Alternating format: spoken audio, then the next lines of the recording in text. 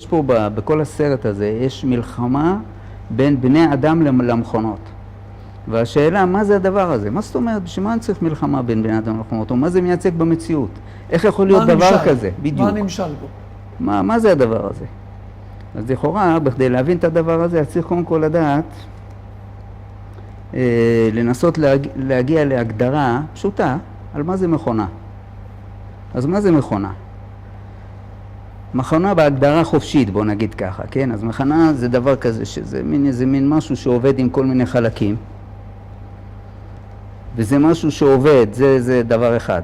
דבר שני, זה משהו שעובד עם תוכנית ועם כללים ברורים, עם חוקים ברורים, ושיש לו ייעוד, או שיש איזה משהו שאתה צריך להוציא מהמכונה הזאת. purpose. בדיוק. זה הקטע של מה זה מכונה. זה ה-purpose. כן. אז עכשיו, כשאנחנו מסתכלים על הקטע של המכונות, אז יש איזה דבר מאוד מעניין, זה שלמעשה מה שאנחנו רואים זה שכל העולם כולו הוא בעצם מכונה. הוא מכונה שעובדת עם הרבה חלקים. אתה רואה שיש מלאכים ושרפים ועולמות של אצילות, בריאה, יצירה, עשייה. יש שרפים, אופנים, גלגלים. כל זה עניין שעובד כמו מין מכונה, זה החלקים של המכונה.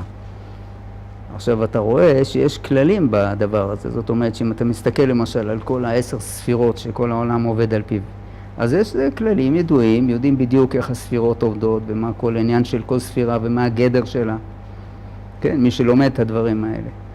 ואתה רואה שיש גם כן ייעוד או מטרה למכונה. מה זאת אומרת שיש מטרה למכונה? זאת אומרת שהעולם הזה יש לו איזה משהו שהוא צריך לייצר. מה הוא מייצר? אז הסיפור של העולם הזה זה שאנחנו יודעים שמי שברא אותו, הוא יצר פה איזושהי מציאות של העלם, והוא הכניס בתוך זה נשמות, והנשמות הן צריכות לחזור לכור מחצבתם. וזה התכלית של המכונות. התכלית של המכונות? כן, זה התכלית של המכונות. או התכלית של הנשמות שנבראו? זאת אומרת, התכלית של המכונות זה להחזיר את הנשמות הביתה, מה שנקרא. כן? זאת אומרת, הנשמות צריכות לחזור, ומי שעושה את זה, זאת אומרת, הנשמות צריכות לחזור, והמכונות הן צריכות להחזיר אותן. עכשיו, אתה רואה... תרשה לי, אני אוכל לקרוא להם גם מלאכים? אתה יכול לקרוא לזה מה שאתה רוצה, כי זה לא רק מלאכים. אתה רואה שזה כולל כל הספירות, המלאכים, והגלגלים, כל מה שפועל בתוך המסגרת של הבריאה. כל מי שהוא לא בעל בחירה. כל הבריאה עצמה, אתה מבין? כל הבריאה עצמה בדיוק. אז כל הבריאה עצמה זה בעצם מכונה. מכונה שעובדת לפי כללים מסוימים. בדיוק. והתפקיד ואנחנו מונחים בתוך הדבר הזה. בדיוק. והתפקיד שלה זה להחזיר את הנשמות הביתה. זה הקטע של מכונה. עכשיו אתה רואה שבתוך המכונה הזאת יש דבר מעניין מאוד, שיש בתוך המכונה הזאת יצר טוב ויצר רע, והדבר הזה הוא פועל על הנשמות האלה, כן? והתפקיד של הנשמות זה בעצם לבחור לאיפה אתה הולך. אתה הולך לפה, אתה הולך לשם, ובהתאם לבחירה, אז ככה המכונה מגיבה אליך. אנחנו רואים למשל מישהו שהוא ילד טוב בירושלים, כן, איזה אחד נחמד כזה, אז אבא שלו יהיה נחמד אליו. אבל אם הוא לא מתחיל לעשות שיעורי בית, והוא בועט באח שלו, ונותן מכות לאברמי, אז כבר מזעיפים עליו פנים. זאת אומרת שכל מי שהוא נשמה שנמצא בתוך המציאות של המכונה הזאת, והוא לא מתפקד בדרך של... רגע, יש לי אבל פה בעיה. כן. כי במטריקס זה קצת יותר מורכב. במטריקס למעשה היא טוענת שאין בחירה, היא אומרת שאתה בחרת כבר. איך אתה מתייחס לזה? בחרת כבר. אתה רק צריך עכשיו להחליט, לא להחליט, להבין את הבחירה שלך. כן, אז איך זה מסתדר בקטע הזה?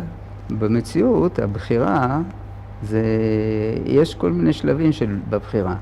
למשל, מישהו שהוא בוחר להיות עורך דין, אז הוא לא נהיה עורך דין ברגע שהוא בחר. הוא צריך אחרי זה לעבור השתלמות, ללמוד ולעשות סטאז' וכולי. אז אותו דבר גם פה. בן אדם בוחר להיות צדיק, אז הוא נהיה צדיק באותו רגע? יש לו אחרי זה עוד משימה וכמה מסלול מכשולים בלי סוף. אז לפי דבריך להבין, או בלשוננו לרצות, זה בעצם התהליך בעצמו. נכון, בדיוק כך. הבחירה זה מין נקודת התחלה קדומה. בדיוק. ועכשיו אתה עושה את העבודה? כן, בדיוק כך. זאת אומרת, נאו הוא בוחר להיות צדיק, או בוחר להיות האחד. ועכשיו הוא צריך להוכיח את זה. ועכשיו אתה צריך להוציא את זה לפועל. להוציא והוא לפועל. מוציא את זה לפועל ב3 סרטים. כל 3 סרטים זה הוצאה לפועל של הבחינה של נאו. בסרט הראשון זה בחינה של נפש, בסרט השני זה בחינה של משהו כמו רוח, בוא נגיד. בסרט השלישי זה הנשמה שלו, הנשמה חיה יחידה. עד שהוא גומר את התפקיד שלו. אבל לבחור, לצאת מההסתר, מהאלם, מהמטריקס וכל זה, הוא בוחר בהתחלה. זה מאוד מעניין. לפי התהליך שכרגע תיארת, כן. ההדרגתיות הזאת, אז ככל שהוא פחות מחשיב את דעתו, ככל שהוא פחות חושב, ככל שהוא יותר פועל אינטואיטיבית, הוא עולה במדרגה יותר גבוהה. אתה קורא לזה פועל אינטואיטיבית, אני אומר שהוא פועל בהתאם הוא מציית לבחירה. למה שהוא בחר כבר. בדיוק. נכנע לאותו דבר עצמו. בדיוק ככה. זאת אומרת שהעולם, כמו שאמרנו, אם אני אומר שהעולם זה מכונה, זה מכונה מדויקת מאוד. פה אין מקום לאימפרוביזציות, שתעשה מה שאתה רוצה, לגמרי. יש עניין, לכל אחד יש לו את התפקיד שלו. אז נאו יש לו תפקיד להיות האחד. אתה מבין? להיות האחד הכוונה לגלות את הכוח האבסולוטי של הבורא. שבך? לא, של הבורא באופן כללי, שאתה חלק אלוקא ממעל, ממש. כן? אז גם בך יש את האפשרות לגלות את הדבר הזה. אז ככה יוצא שהסרט הזה מצד זה הוא מעניין מאוד, שהוא מתאר את המשיח בשני מישורים. אתה מבין? זה כמו המשיח הכללי. שיש איזה מישהו שהוא עתיד להיות משיח. גואל. כן, הוא יגאל את כל העולם כולו, אתה מבין? יוציא את כל העולם מהמלחמה של המכונות, כן? אבל יש בכל אחד מאיתנו גם כן, אתה מבין, איזה צד שיש לו גאולה פרטית שלו. והסרט הזה הוא מדבר בשני המישורים, זאת אומרת, הוא מתאר גם את הבעיה הפרטית שיש לכל אחד מאיתנו וגם את הבעיה הכללית. המכונות, אז לכאורה יש להם תפקיד כפול, הם גם מצד אחד, אתה חותר להיגאל מהם, אבל מצד שני הם אלו שדוחפות אותך לשם, בו זמנית. בדיוק כך. אתה רואה שבסוף הסרט, שנאו עומד מול הראש של המכונות, השמש הזה, אז הוא שואל אותו, מה אתה רוצה? הוא אומר לו, אני רוצה שלום.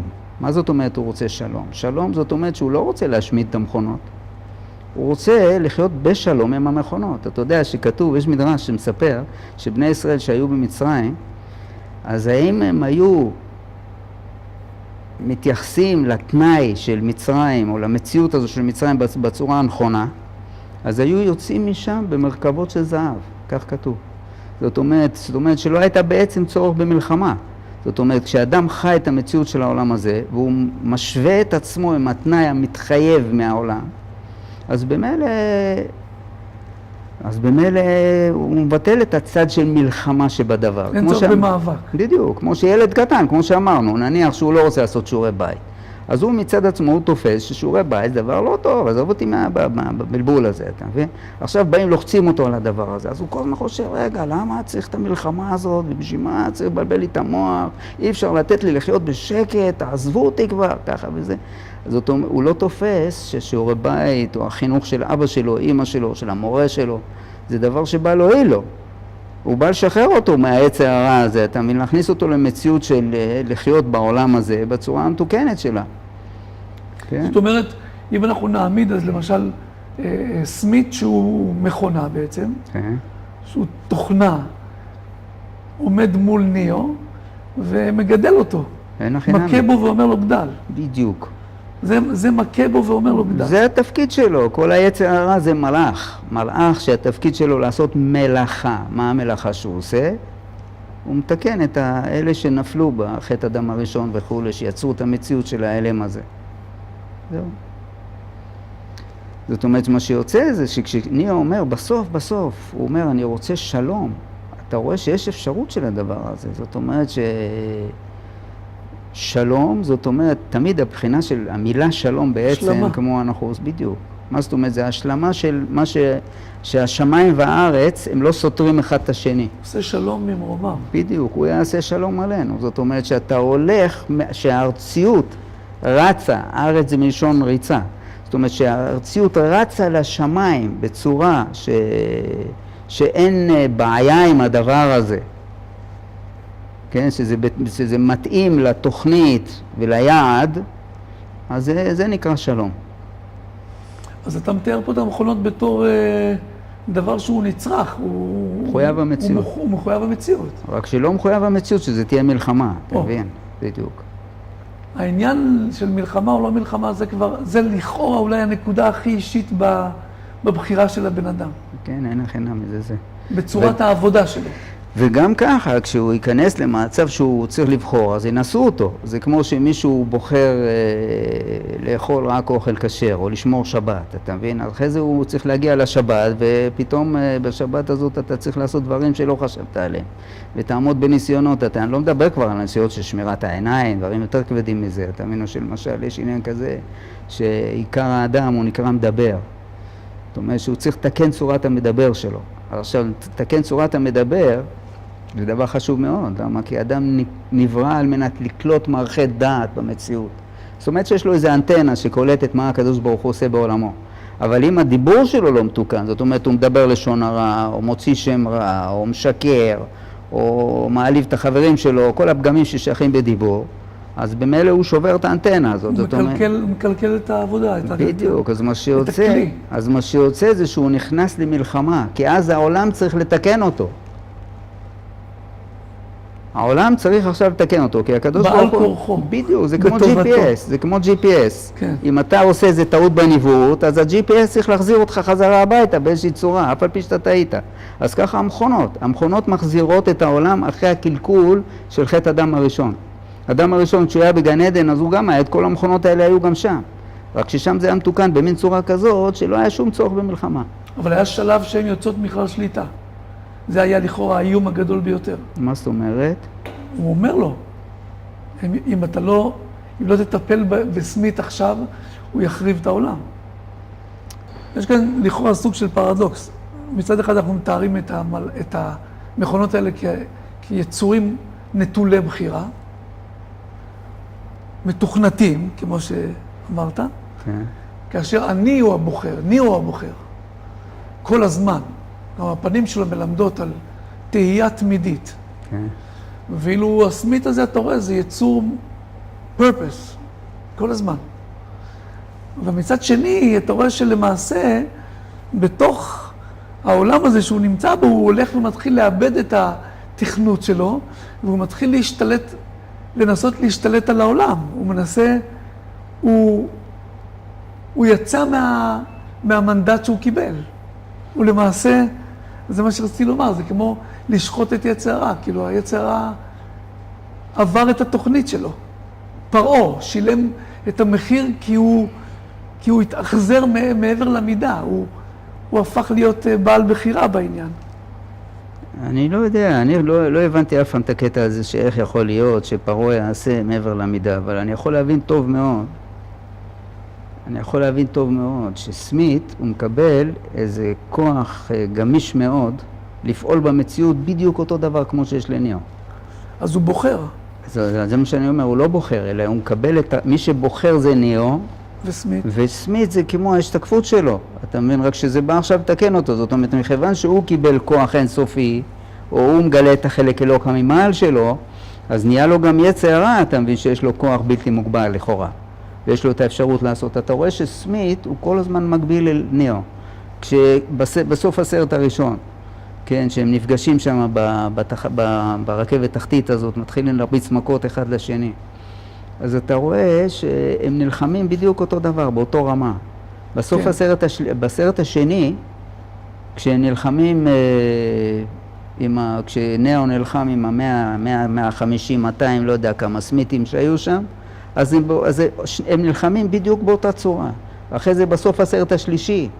אז שניהם עפים בשמיים, זאת אומרת, יש לסמית יש בדיוק את הכוח. זה כנגד זה. בדיוק. זה מדהים מה שאתה אומר. זאת אומרת, לפי מה שאתה אומר, אם יש ניצוצות של בחירה אצל סמית, אצל היצר הרע, זה נבע ממני. אצל זאת סמית אומרת, הוא לא יכול הבחירה היא לבחור. בעצם שלי. בדיוק, זאת אומרת, יש בחירה אחת רק. הבחירה מצד עצמה, אנשים חושבים שלבחור, זאת אומרת שאני יכול לעשות ככה ואני יכול לעשות ככה. אז אם אתה עומד מול חנות סיגריות, אז אתה יכול לבחור אם זה יהיה מלבורו או טיים. כן, אבל הבחירה זה לא נקרא לבחור. לבחור זה תמיד להיכנס לתוך המערכת של התנאי. זה השאלה, אתה נכנס לתוך התנאי או לא. וזהו, כשאני הוא מחליט לבחור, זאת אומרת שאני מחליט להוציא לפועל את צורת אדם המתוקנת שלי, אף על פי שהוא לא יודע בדיוק מה זה צורת אדם מתוקנת. מה זה לך זה? אבל בדיוק, אבל הוא מבין שיש דבר כזה. אז שם הוא בעצם בוחר להיכנס לתוך המערכת של התנאי, ואחרי זה יהיה לו ניסיונות כל הזמן, עד כמה אתה מוכן באמת להוציא לפועל את הדבר הזה. איך תסביר את You set me free? You see, you set me free. זה בדיוק מה שאמרנו מקודם. זאת אומרת, כשבסרט, מתי הוא אומר You sent me free? זה בסוף הסרט הראשון, אחרי שהוא הורג אותו. הוא מפוצץ את סמית. אז הסרט הראשון, אם אתה מבין שהסרט הראשון הוא מתעסק בבחינה של הנפש. הנפש הקטנה, או נגיד בחינות... הבסיסית. בדיוק. הצד המקולקל לכאורה שיש בנפש. זה מה שנתקן בסרט הראשון. אז ברגע שנגמר הסרט הראשון, מתחיל הסרט השני. הסרט הראשון הוא כמו יציאת מצרים. יציאת מצרים זאת אומרת שיש איזה שיעבוד, זה השיעבוד של המטריקס. אתה מבין שפה אתה חי עם איזה משהו מאוד מאוד משעבד אותך, איזה כללים שאתה לא יכול לזוז ימינה שמאלה. מאוד קשה לצאת מהקטע הזה של המטריקס, אבל אחרי שהם יוצאים מהמטריקס, בסרט השני, אז שם הוא כבר מתחיל לעבוד במדרגה אחרת לגמרי. זה כמו אחרי שיהודים יצאו ממצרים, אז הם נכנסו לארץ ישראל. אז הכניסה לארץ ישראל זאת אומרת שיש איזה מהלך של כניסה לארציות מתוקנת. מה זאת אומרת כניסה לארציות מתוקנת? זאת אומרת שהארציות מצד הכוחות הרעים שיש בה, הם כבר לא פועלים עליך באותה צורה, הם לא משעבדים אותך, ואז יש לך את הכוח להתנגד ולפעול בצורה הרבה הרבה יותר מדויקת. וכמו שנאו משתחרר מהעול הזה של מצרים, או כל מה שהיה במדבר וכו', ונכנס לארציות מתוקנת, אז הוא בעצם יוצא חופשי. עכשיו הוא חי חופשי בעולם. באמת, נקודת המפנה של הדבר הזה, זה ביריות האלה של סוף הסרט הראשון. זאת אומרת בדיוק, כן, ששם הוא פשוט עושה no. נכון, נכון. והשינוי הוא בתובנה, השינוי הוא בתפיסה. זאת אומרת, הבנת אחרת, המציאות, היריות לא יפגעו בך יותר. זה עכשיו כדאי באמת להתחיל לדבר על הקטע הזה. זאת אומרת, יש כאן, אני מפסיק להיות סוג של עבד, אני עולה למדרגה אחרת לגמרי. אני עכשיו, אני תופס את המציאות אחרת לגמרי. כן, אני יכול להתמודד איתה אחרת.